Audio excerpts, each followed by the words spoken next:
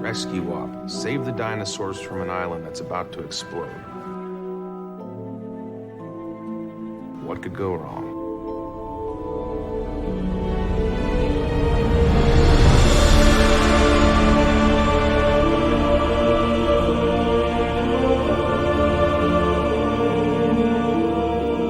Hello, welcome to Fallen Kingdom, where we return to Jurassic World 1 minute at a time. I'm Brad.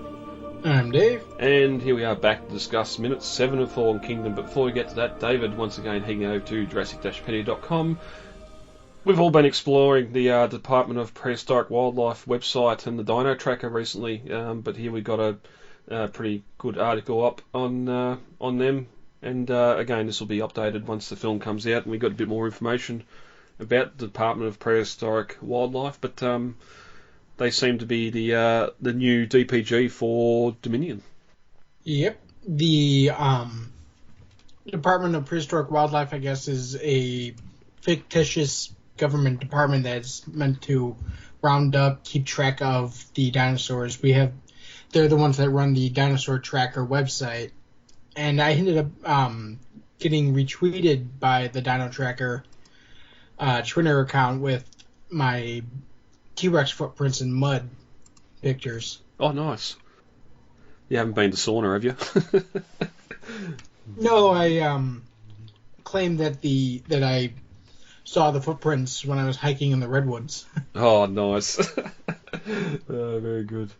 So yeah, I think it's just dinotracker.com, the website. I know we talked about in the first of the May issue of Jurassic Minutes, so head over there. There's more stuff. I think there's a game, online game you can play, like an 8-bit game or something there as well, Neil, on the Dino Tracker site as well. So it's putting out all the necessary stuff for marketing ahead of Dominion. Yep. Marine 1, I gotta close the gates. Get out of there. Understood. We're heading out. Alright, Dave, ready to get a minute 7 of Fallen Kingdom? I am. Alright, minute 7 opens with a T-Rex flying a kite and ends with CG lava racing across the screen. As we open on minute 7, the Rex is thrashing her big head back and forth, still holding onto the rope ladder and the helicopter. And as we mentioned last minute, there's a bit of a weight limit to these ladders, and if the T-Rex tugged on the ladder enough to force the chopper back and forth in the air, then it should have simply snapped by now. But again, we've got to have the movie magic and the suspense of the Tyrannosaur trying to bring the chopper down. Mm-hmm. But the pilot's still yelling back to his crew to cut the line. And one of those men produces a knife that's now in your collection, Dave. Not the specific knife, but you were able to use screen caps to identify the type of knife used and pick one up yourself. I did, yeah. It only took me 4 years. I honestly found it on a whim. I was reading spooky stories on Reddit, and this guy happened to mention that he had a knife on him, and so I Googled to see what the knife looked like. And in the related images was a very familiar looking knife. And honestly, I just kind of ended up down the rabbit hole. I don't think it was the exact knife. I think it was one that looked very similar. But I think like 2 or 3 clicks after that, the exact knife ended up coming up. And I was like, I can't believe I finally found it. It was completely on a whim. And surprisingly too, because you threw up some screen caps of the knife used in the scene. A lot of real easy to see identifiers on it, which you should be able to find what make and model the knife is pretty easily, but obviously not.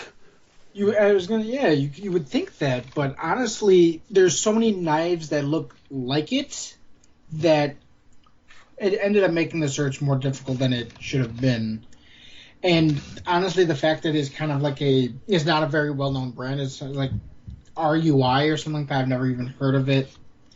The knife model is the RUI K25 fixed blade, and it comes with a sheath that's it's like a hardened sheath, and then a little bar that allows you to effectively turn the knife into a wire cutter, I guess. Nice. I have no idea how that works. We don't see that function in the movie. In fact, we barely see the knife. They flashes across the screen barely for a second. Yeah, well, he doesn't even get a chance to cut the rope here either. So yeah, I like to collect movie knives. That's one of the things I collect. I've always enjoyed collecting knives, but I mean, there's just so many cool knives out there. You got to find a way to focus it somehow. So, with me, it's movies, and of course, really unique looking blade like this appearing in a Jurassic Park movie. I had to track it down. Mm-hmm. It's kind of weird that Roland didn't have some sort of knife or skinning, or maybe it was in RJ's pack. Being a hunter, if he's going to take a cape or something, you'd think they'd have the skinning knives and that there. Although that wouldn't work real well on a male T-Rex, but like a bush knife or something would be effective. Like because there's other things other than T-Rex out in the jungle, you know? Yeah, yeah. Or even we see him set the blind up. Obviously, he would have had a machete or an axe or something to do all that in the film that we don't have any info on whatsoever. It's just all of a sudden him and RJ are up there in that blind waiting for the T-Rex to turn up. So just the bushcraft skills at least. Yeah, but finally, after too long, the ladder snaps between the tech and the Rex's jaws, and it's weird because it makes like a chain link fence being knocked over sound as it drops away. But everyone celebrates seemingly too early, as the moment later the mosasaur bursts from the water, closes the jaw over the tech and the remaining section of the rope ladder, still dangling under the helicopter. We've talked about the mosasaur and its one trick feeding. Here, being 6 months after the fall of the park, obviously yes, you'd still be trying to feed from a wire rope above the water. 8 years later in Dominion, we'll see what happens there. But the chopper does drop slightly as the mosasaur falls back into the water between two of the ruined monorail pylons, and I just love the shot. It took 6 months for this park to pretty much just fall to complete ruin. Mm-hmm. Which I know there was a bit of discussion when the film came out, just how destroyed the park is here. Only been 6 months after the fall of the park, without the maintenance, without the upkeep. Obviously, there's been a few severe storms that have come through, and maybe even a cyclone. But the complete monorail collapse, we'll see later when they fly back to the island, just the monorail off the tracks at the main gates and everything else as well. I think it's interesting that even Camp Cretaceous doesn't do a whole lot to explain that. I mean, like, we know that Rexy has staked her territory here, but the fact that all this infrastructure just started falling apart without 6 months of inspections, it's like, you do not have the best engineers in the world. Despite your claims. There's clearly some expense spared. Yeah, yep. Not solid concrete. And we do know in Camp Cretaceous there's a few severe storms within the island, but there's no sort of cyclonic tropical storms that are really bad, that are bad enough to destroy their treehouse anyway. I don't know, that one that destroyed, or that came through during the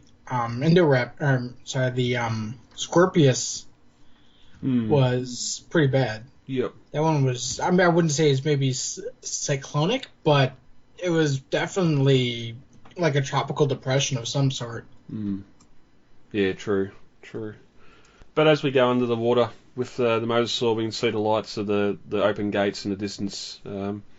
Not the same as we've seen from above the water, so a bit of a little geographic issue there. With above the water, we're looking towards Main Street, and as soon as we drop under the water, same camera angle, and here's the gates all of a sudden. Back on the chopper, the men in the back look down in shock at what had just happened, which I don't know why they're in shock, because they were just going to cut him loose 10 seconds earlier, so either way, the tech would have died. But I would have hoped the pilot would be getting some elevation at this point after seeing what's happened, but no, they just fly out through the gates. But we move into the chopper where another mercenary is talking over the radio, DNA sample secure, tell the boss we're coming back home, as he pushes a button on a miracle transport container we've brought up before that just magically houses this piece of bone they come for. We've discussed it before. Marvel, all the other films that have these containers that seem suitable for an item that no one's ever seen before, or no one knew the exact dimensions for, but they fit pretty well. And as the scene ends, we cut back outside as the chopper flies low through those lagoon gates, and below the mosasaur swims out of the gates free to explore the world. So they've got what they come for. She's got what she wants. She's out and about to play havoc on the world. But that's the end of the opening scene. As the minute ends, we start to get the music intensify, and we get to see some lava pour across the screen. We'll see what that's for next minute. Dave, that's 7 minutes, the end of the first opening scene. I know a lot of people compare this to some of the other openings for the franchise. Like, movie aside, it's probably one of the stronger openings for any of the Jurassic films. Though I gotta say, that guy on the rope was definitely had a bad day. Well, he's down there with Zara now, so maybe they can plan a wedding together. But anything else on that before we look at the novel? I do think it's interesting that Camp Cretaceous shows that the campers ended up watching this entire sequence play out, and even up to the guy getting chomped. Yeah, good point, because we do get some radio chatter, I think, in the helicopter to start with, but I think as soon as we hear Marine 1 and start to hear the dialogue over the radio that goes on between the tech and the sub and Marine 1, we sort of know exactly where we are, what's happening, and then as the kids come out in the lagoon, you can see that helicopter over the lagoon. I think it starts with Rexy already bitten the ladder, and then having the mosasaur come up and the kids like, ooh. it was a great way to see this opening scene from a different angle, different perspective. So that's great. As for the novel, everything pretty much happens the same way. The chopper scene moving off over the mountains as mosasaur breaches, then swims out the open gates. So they don't really go their same ways here. They go different ways. But apart from that, everything else is the same. So, Dave, I think that's it for minute 7. How about we get out of here for today, and we'll be back next week with minute 8. All right. All right, lovely.